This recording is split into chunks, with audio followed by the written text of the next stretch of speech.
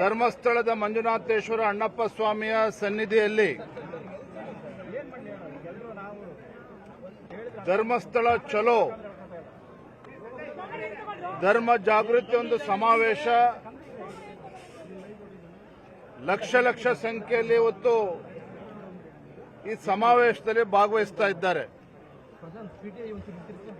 ಕೋಟ್ಯಾಂತರ ಭಕ್ತರು ಮಂಜುನಾಥೇಶ್ವರ ಅಣ್ಣಪ್ಪ ದೇವರ ಕೋಟ್ಯಾಂತರ ಭಕ್ತರು ಕೂಡ ಇವತ್ತಿನ ಈ ಧರ್ಮಸ್ಥಳ ಚಲೋ ಈ ಧರ್ಮ ಜಾಗೃತಿ ಸಮಾವೇಶವನ್ನ ಬಹಳ ಕಾತುರದಿಂದ ಎದುರು ನೋಡ್ತಾ ಇದ್ದಾರೆ. ಕಳೆದ ಕೆಲವು ದಿನಗಳಿಂದ ಯಾವ ರೀತಿ ಇವತ್ತು ಅಪಪ್ರಚಾರ ಆಗ್ತಾ ಇದೆ ಶ್ರೀ ಕ್ಷೇತ್ರದ ವಿಚಾರದಲ್ಲಿ ನಿರ್ಭೀತ, ನಿಷ್ಪಕ್ಷಪಾತ, ವಿಶ್ವಾಸಾರ್ಹ ಸುದ್ದಿಗಳಿಗೆ ಮತ್ತೊಂದು ಹೆಸರಾಗಿರುವ ನ್ಯೂಸ್ 18 ಕನ್ನಡ ಈಗ ಆಪ್ನಲ್ಲೂ ಲಭ್ಯವಿದೆ.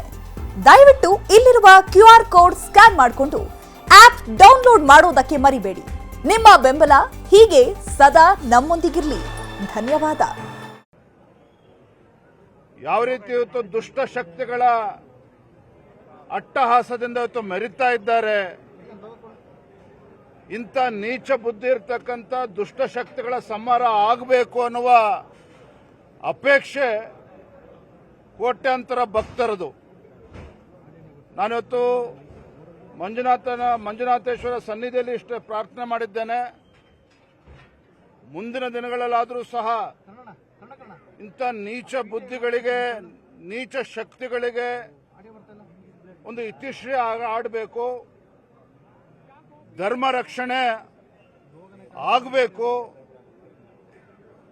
ಜಾತಿ ಧರ್ಮದ ಮುಖೇನ ತಮ್ಮ ರಾಜಕೀಯ ಬೇಳೆಯನ್ನು ಬೇಯಿಸ್ಕೊಳ್ತಕ್ಕಂಥ ಕೆಲವು ದುಷ್ಕೃತ್ಯವನ್ನು ಮಾಡೋದಕ್ಕೇನು ಹೊರಟಿದ್ದಾರೆ. ಇದೆಲ್ಲದಕ್ಕೂ ಸಹ ಇತಿಶ್ರೀ ಆಗಬೇಕು ಅನ್ನುವ ಪ್ರಾರ್ಥನೆಯನ್ನು ನಾನು ಭಗವಂತನಲ್ಲಿ ಇವತ್ತು ಸಲ್ಲಿಸಿದ್ದೇನೆ. ತಾವು ನೋಡ್ತಾ ಇದ್ದೀರಿ ಯಾವ ರೀತಿ ಅಪಪ್ರಚಾರಗಳು ನಡೀತಾ ಇತ್ತು. ರಾಷ್ಟ್ರ ಮಟ್ಟದಲ್ಲಿ, ಅಂತಾರಾಷ್ಟ್ರ ಮಟ್ಟದಲ್ಲೂ ಕೂಡ ಸಾಕಷ್ಟು ಅಪಪ್ರಚಾರ ಆಗಿ ಇವತ್ತು ಮಂಜುನಾಥೇಶ್ವರನ ಕೋಟ್ಯಾಂತರ ಭಕ್ತರು ಇವತ್ತು ಕಣ್ಣೀರಾಗ್ತಾ ಇರ್ತದಂತ ಕೂಡ ನಾವೆಲ್ಲರೂ ಕೂಡ ನೋಡಿದ್ದೇವೆ. ಹಾಗಾಗಿ ಎಲ್ಲದಕ್ಕೂ ಕೂಡ ಇತಿಶ್ರೀ ಆಗಬೇಕು ಅನ್ನುವ ವಿಚಾರವನ್ನು ಇಟ್ಕೊಂಡು ಇವತ್ತು ಧರ್ಮಸ್ಥಳ ಚಲೋ ಇವತ್ತು ಈ ಸಮಾವೇಶವನ್ನು ಆಯೋಜನೆ ಮಾಡಿದ್ದೇವೆ. ಇದು ಪಕ್ಷಾತೀತವಾಗಿ ಎಲ್ಲ ಜಾತಿ, ಎಲ್ಲ ಧರ್ಮೀಯರು ಸಹ ಈ ಒಂದು ಧರ್ಮ ಜಾಗೃತಿ ಸಮಾವೇಶದಲ್ಲಿ ಭಾಗವಹಿಸ್ತಾ ಇದ್ದಾರೆ. ಕಾಂಗ್ರೆಸ್ ಧರ್ಮಸ್ಥಳದಲ್ಲಿ ರಾಜಕೀಯ ಮಾಡ್ತಾ ಇದ್ದಾರೆ ಬಿಜೆಪಿ ಅವರು. ಇದೆಲ್ಲದಕ್ಕೂ ಸಹ ವೇದಿಕೆಯಲ್ಲಿ ಉತ್ತರವನ್ನು ನೀಡ್ತೇನೆ. ಧನ್ಯವಾದ. ನಿರ್ಭೀತ, ನಿಷ್ಪಕ್ಷಪಾತ, ವಿಶ್ವಾಸಾರ್ಹ ಸುದ್ದಿಗಳಿಗೆ ಮತ್ತೊಂದು ಹೆಸರಾಗಿರುವ ನ್ಯೂಸ್ 18 ಕನ್ನಡ ಈಗ ಆಪ್ನಲ್ಲೂ ಲಭ್ಯವಿದೆ. ದಯವಿಟ್ಟು ಇಲ್ಲಿರುವ QR ಕೋಡ್ ಅನ್ನು ಸ್ಕ್ಯಾನ್ ಮಾಡಿಕೊಂಡು ಆಪ್ ಡೌನ್ಲೋಡ್ ಮಾಡೋದಕ್ಕೆ ಮರಿಬೇಡಿ. ನಿಮ್ಮ ಬೆಂಬಲ ಹೀಗೆ ಸದಾ ನಮ್ಮೊಂದಿಗಿರಲಿ. ಧನ್ಯವಾದ.